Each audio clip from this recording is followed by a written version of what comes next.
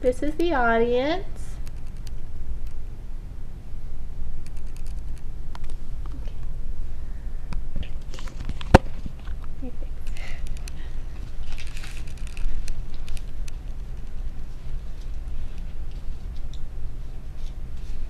Okay. A child goes missing in the United States. Amber alerts are sent out, and the pictures of the missing child flash across the American TV screens. Detectives and police put on searches and test out suspects until they find this missing child. But across the globe, on the other side of the world, in northern Uganda, it's a different story. A child is abducted and everyone is silent. No Amber Alerts go off, or pictures of the missing child is advertised to be found. They have been abducted and there is no search for that child. We hear these horrific stories, but do nothing about it. Imagine if that was your child missing and no searches would take place because you already knew where they would be.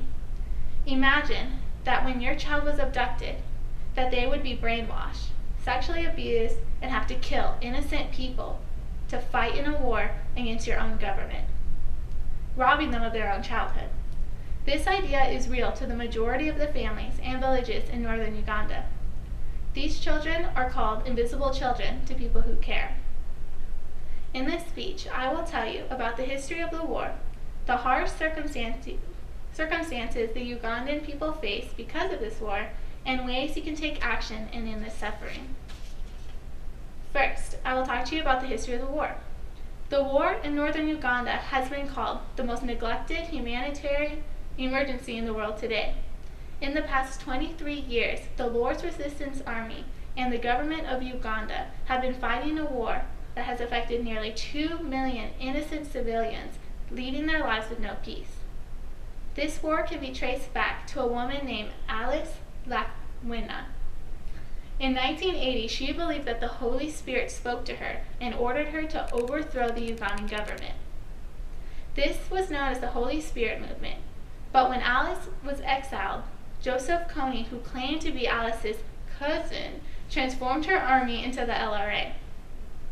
Kony's LRA did not receive as much support from the Akolai people as the Holy Spirit movement did.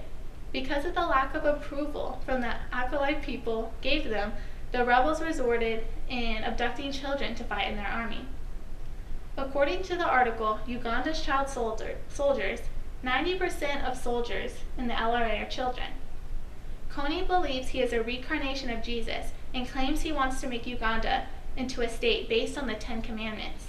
But he does not follow them himself. He is killing families, abducting children, and forcing them to fight, and abducting girls to be sex slaves. Now that we know about the war, I will speak to you about the harsh circumstances that many children and families here have to face in Uganda because of that war.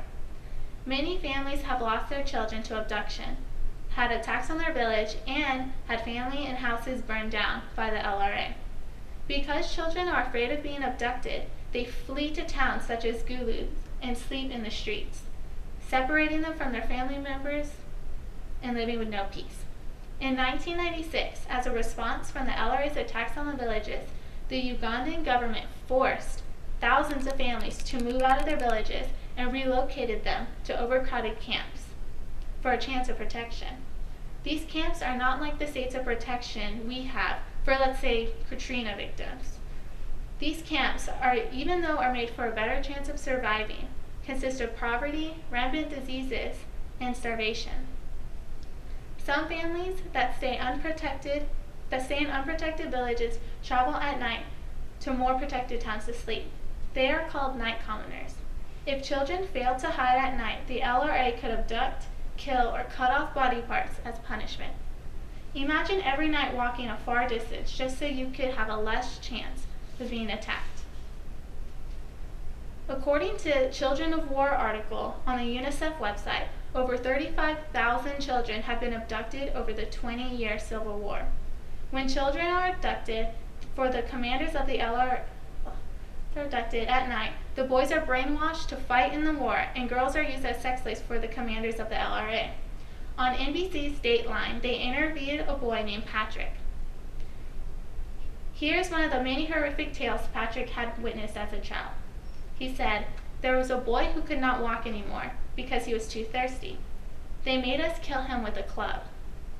They also interviewed a little girl named Jennifer who told them that they line up girls all at the age of 13 and they match them up to be the wife of a commander.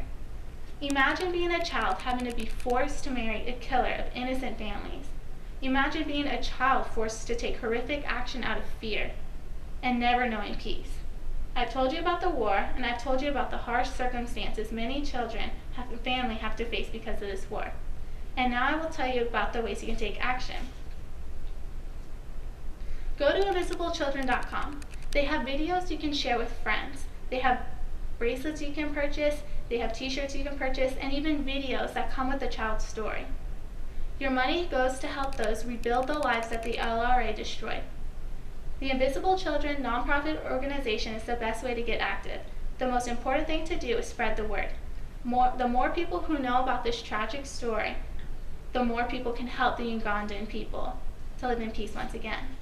To conclude my speech, imagine if your child had to exchange their childhood to fight in a war where they were brainwashed to kill innocent people.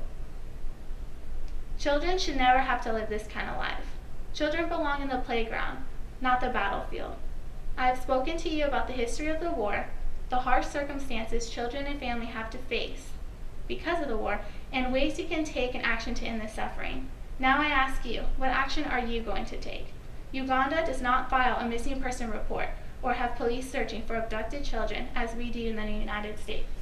They have no one to speak for them. As said in Proverbs chapter 31, verses 8 through 9, open your mouth for the mute, for the rights of all who are destitute. Open your mouth, judge righteously, defend the rights of the poor and needy.